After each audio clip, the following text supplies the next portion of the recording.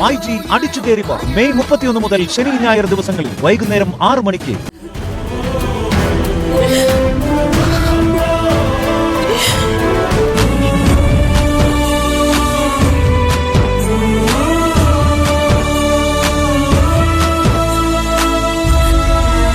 മോനെ ഗൗതം, ഗൗതം പോകല്ലേടാ, നിക്ക് മോനെ. ഗൗതം, ഗൗതം മോനെ നിക്കടാ. ഗൗതം മോനെ, ഗൗതം മോനെ, നീ എന്റെ ജീവനാണ്. എന്നെ കളഞ്ഞിട്ട് പോകല്ലേ മോനെ. പോകല്ലേടാ മോളെ, പോകല്ലെന്ന് പറയടി. പോകല്ലേ മോനെ, വിടാനല്ലേ പറഞ്ഞത് മോനെ.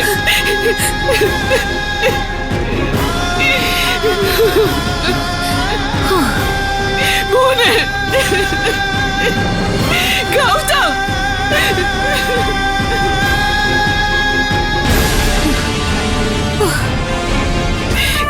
ഗൗതം മോനെ, മോനെ പോകല്ലേ മോനെ, മോനെ. Bye Gautam, bye Nidhi, bye bye. Gautam, Nidhi വേഗം നടക്കും. മോനെ നിക്കടാ. വാ മോനെ, നമുക്ക് തിരിച്ചു വീട്ടിലേക്ക് പോകാം. ഗൗതം വാ, തിരിച്ചു പോകാം. വാ ഇങ്ങോട്ട്, നിന്റെ അമ്മയെ വിളിക്കുന്നേ. ഇല്ലമ്മേ, ഞാൻ തിരിച്ചു വരില്ല. എനിക്ക് ഈ വീട്ടിൽ ജീവിക്കാൻ തന്നെ പേടിയാ. ഇനി ആരെന്റെ നിധിയുടെ ജീവൻ എടുക്കുന്നുള്ള ഭയം എനിക്ക്. വേണ്ടാത്തത് എന്തെങ്കിലും സംഭവിക്കുന്നതിന് മുമ്പേ ഞാൻ ഈ വീട്ടിൽ നിന്ന് ഇറങ്ങുന്ന നല്ലത്. ഞാനില്ലേടാ വീട്ടില്. എന്നെ നിനക്ക് പേടിയാണോ, സംശയമാണോ? അമ്മ എനിക്ക് പേടിയില്ല. ഞാൻ അമ്മയെ സ്നേഹിച്ചേക്കാൾ കൂടുതൽ സ്നേഹിച്ചത് ആ സ്ത്രീയല്ലേ. ഇപ്പൊ അവർ എന്നോട് എന്താ ചെയ്തെന്ന് അമ്മയും കണ്ടതല്ലേ.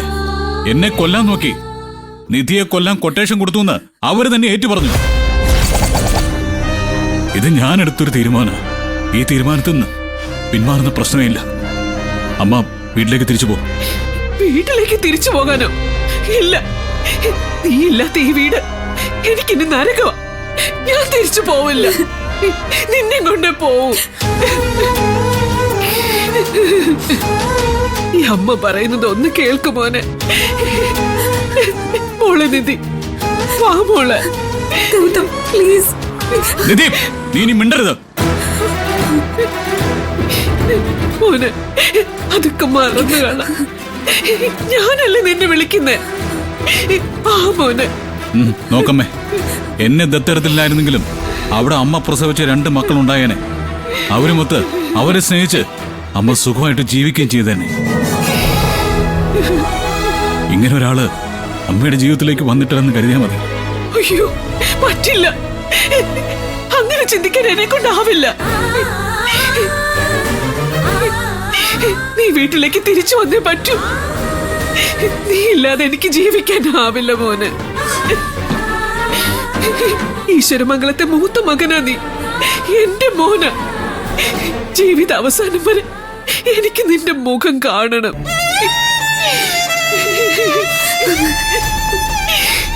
നിന്റെ മടിയിൽ കിടന്നു വേണം മോനെ എനിക്ക് കണ്ണടയ്ക്കാൻ, എനിക്ക് മരിക്കാൻ. ഒന്ന് വാ മോനെ, ഈ അമ്മയെ വിട്ടിട്ട് പോവല്ലേ നീ. ഞാൻ പോവെന്ന് പറഞ്ഞാ പോവും. ആ തീരുമാനത്തിൽ മാറ്റമില്ല. ദൈവമേ, എന്താ ഇത്? എനിക്കൊരു കാര്യം മനസ്സിലായി. രക്തബന്ധം എന്ന് പറയുന്നത് എന്ന് രക്തബന്ധം തന്നെയാ. ഒരു ദത്തുപുത്രനോ അതിനോളം വരില്ല. അങ്ങനെയൊന്നും പറയല്ലടാ. വേണ്ട, ഇനി ഈ വീട്ടിൽ തുടരാൻ എനിക്കാവില്ല. വാ നിധി. അയ്യോ മോനെ, വീടില്ല ഞാൻ നിന്നെ. ആ വീട്ടിലൊരു പോരൽ പോലും ഏൽക്കാതെ ഈ അമ്മ നോക്കിക്കോളാം. വാ, തിരിച്ചു പോകാം. ഇല്ലാന്ന് പറഞ്ഞില്ലേ? അയ്യോ മോനെ, ഒരു കാര്യം ചെയ്യാം.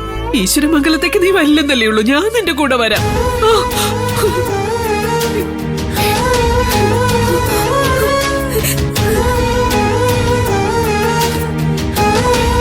പറഞ്ഞിട്ട് എന്തിനാ?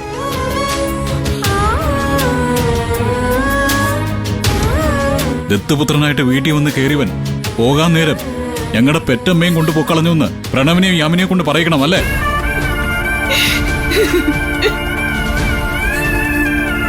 ആ അപവാദം കൂടി ഞാൻ കേൾക്കണോ? പറ. ഈശ്വരമംഗലത്തുനിന്ന് യാതൊന്നും ഇല്ലാതെയാണ് ഞാൻ ഇറങ്ങുന്നത്. അവിടുത്തെ ആർക്കും അവകാശപ്പെട്ടതൊന്നും എനിക്ക് വേണ്ട. ഒരനാഥനായി ഞാൻ എങ്ങനെ അവിടേക്ക് വന്നു കയറിയോ അതുപോലെ ഇറങ്ങിപ്പോകുന്നു. അങ്ങനെ പോകാവൂ. അയ്യോ, എന്താണ് മോനെ ഇത്? ഈ അമ്മയ്ക്കിത് സഹിക്കാൻ പറ്റില്ല. നീ ആരുമില്ലാത്തവനാണെന്ന് പറയുമ്പോ ഈ അമ്മയുടെ നെഞ്ച് തകരുക. ആരുമില്ലാത്തവനല്ല ഞാൻ. എനിക്കെന്റെ ഭാര്യയുണ്ട്, ഇവളുണ്ട്. ഇനി എനിക്കിവളും അവൾക്ക് ഞാനും. അത് മതി. നിധി നടക്ക്. അയ്യോ, പോകല്ലേടാ, പോകല്ലേടാ. നിന്റെ കാല് പിടിക്കാൻ യാചിക്ക.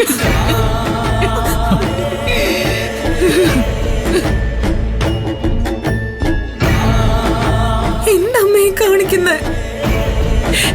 പോവല്ലേ, നിങ്ങൾ എന്നെ വിട്ടു പോകരുത്. അമ്മ എന്നോട് ഇങ്ങനൊന്നും ചെയ്യില്ലേ. അനാഥനായ എനിക്ക് ഇത്രയും കാലം സ്നേഹം നൽകിയ, അന്നം നൽകിയ ഈ അമ്മയെ കൊണ്ട് കാല് പിടിപ്പിച്ചൊരു പാപം കൂടി എന്റെ തലയിൽ വെച്ച് കെട്ടല്ലേ.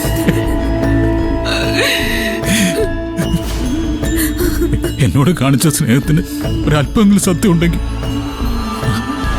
അതുകൊണ്ടെന്ന് ഇപ്പോഴും ഞാൻ വിശ്വസിക്കുന്നത് നേരാണെങ്കിൽ പോകാൻ അനുവദിക്കണം. ഇതൊരു യാചന. ഞാൻ ജീവനോടെ വേണോ അതോ മരിക്കണോ?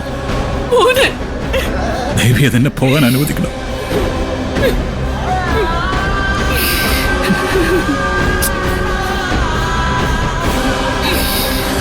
പോകല്ലേട മോന്. അയ്യോ, പോകല്ലേട.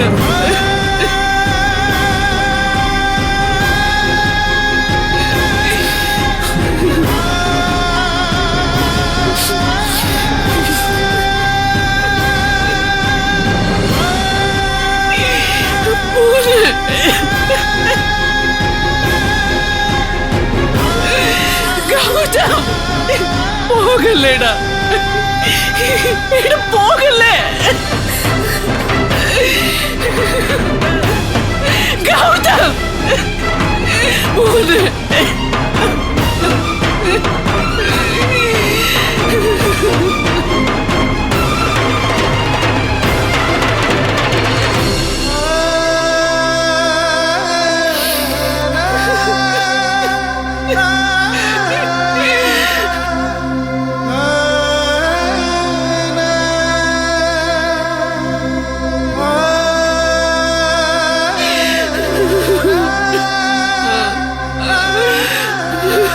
എന്റെ മോനെ.